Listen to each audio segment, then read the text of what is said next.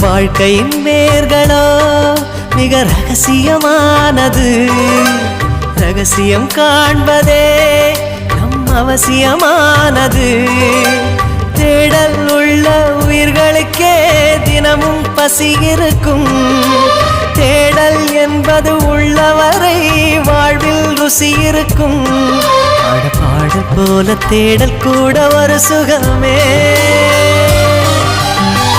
இசை பாடி வரும் இளம் காற்றுக்கு உருவமில்லை.